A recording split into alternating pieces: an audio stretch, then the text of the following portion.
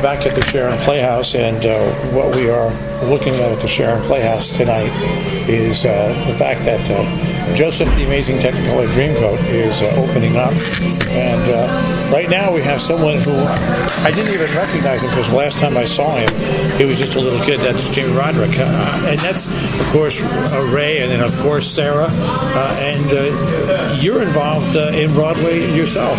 Yeah, I've spent some years working on Broadway and working as a lighting designer all over the country, and I still keep ending up at my sort of home away from home, which is here at the Sharon Playhouse. So, I mean, was it a natural progression for you to get into the theater business just because your mom and dad? Yeah, very much so, yes. Although none of my family are designers and do exactly what I do, it was where I found myself the most and really learned about the sort of the theater business, and lighting became the thing I was most attracted to and fell into at a very young age and just stuck with. What's interesting is when I was growing up as a kid, my father was a comedian, and we always traveled around with him to all these, to Fontainebleau out in Las Vegas and everything. And for me, it was just one step when I was in high school to start working in broadcasting. And I mean, I couldn't do what my dad did because he was really terrific at what he did, but I knew I wanted to entertain people, so I got into radio. So now you got into the lighting aspect, and I've been talking to people about the shows. It really is amazing what goes on when you sit down and you watch what goes out on stage between the sound engineering and the lighting and the sets. Really is it's a spectacular sight. Yeah, and sort of what is similar to a lot of summer theater around the country, we have a very, very fast changeover. In less than a week, we close one show and get the next one up, and that's really because of the amazing crew we have here, a great, dedicated, and young staff that work like crazy to sort of make our artistic visions come to life, but they're the ones doing the hard labor to make it happen in a very short amount of time. Now, do you sit down when the show is, when you sit down with the director of the show and you present what you believe is the best lighting plan for that, or is it a real collaborative effort?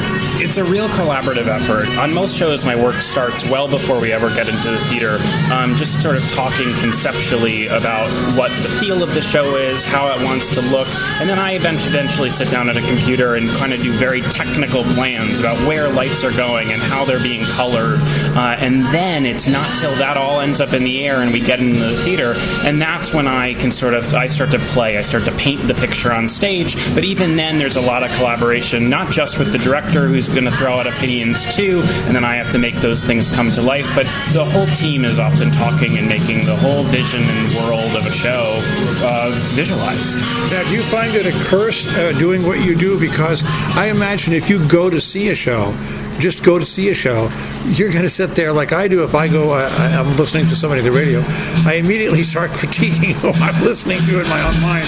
Does that happen to you? Absolutely. It's actually, you're very hard-pressed to get me to the theater or even a movie theater. You know, I spend 16 hours a day usually in a room with no windows. So anytime I can not be in a room with no windows, I try to get out there. But it's important to see other work, but definitely, you know, I've seen behind the curtain. I know how all the nuts and bolts go together. So it's not the same magical experience it was, but I absolutely love that I've taken this path and this career path and what I do and making that magic come alive for other people. Now, is it as hard for somebody like you to get involved in the technical end as it is for people that just, okay, I want to be an actor, I want to be on stage? Is it hard to get that break? And once you do get that break, do other breaks follow on that? Is that the way it works?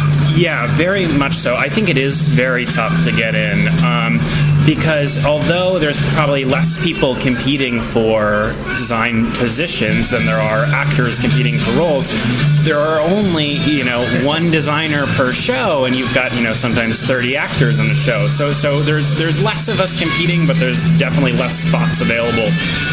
But luckily, lighting is one of those things that also transfers over to all sorts of industries outside of theater. Now you've got sort of architainment, architectural lighting that's very jazzy. You've got concerts and music industry. So there's a lot of other paths from the technical side of theater that aren't just theater specifically. Which is your favorite? I love musical theater. Okay. I like primarily musical theater, and then if plays that are a little bit further out of the box is sort of what I specialize in. Now, do you have to travel a lot to keep employed, or I mean, across the country, or do you basically stay in one section of the country? I would say that half of my work is in New York City, and half of my work is somewhere in the world. I've done shows in London. I've done shows all over the Northeast and East Coast. I was just in California doing a sort of concert/theater crossover event in a winery. You know, I travel like crazy for work. Now, do you, this is going to be a strange question probably, but it comes just because wherever I go with my sound equipment, and nowadays digital has made it so simple where I used to come with a band and now I have backup battery power and I go right to the station with something small like this. Do you purchase your own equipment, or is it for you, like you see what you have to do in a show and then you go out and you job it out and you get everything you need and get it there and then train everybody from that point? Yeah, it's very much a bidding process. That's a huge part of sort of the pre-production stage. Now, a theater like this, I come in and we have most of our equipment, and then maybe for some specific stuff we'll rent out. If I'm doing a big commercial project, that none of that equipment is owned, and there's a bidding process to the rental shops, and whoever sort of can best fit the bid for that show, we get the equipment from it. It all comes in fresh. So you're going to be doing Joseph, Children Full Full Run, and then Nonsense is yours as well? Nonsense is next, yeah, and I just finished Beauty here as well, so it's been a fun season. Well, between Beauty and the Beast and Crazy for You, I mean, they were two spectacularly lit shows. Yeah, my very good friend Zach did Crazy for You because I was on another job, but luckily I got him up here, and then Beauty was a different animal, very different style of musical, and now Joseph is more like a rock concert, so lots of sort of different variety of aesthetic visual looks, which has been fun for the season. Oh, it's nice seeing you now that you've all grown up. Say hello to I see your mom all the time. I don't see your dad that much. Say hello to him for me. Absolutely, will do. Tell him I'm still mad at him for getting me involved in singing on stage. Okay, I'll be sure to pass it along.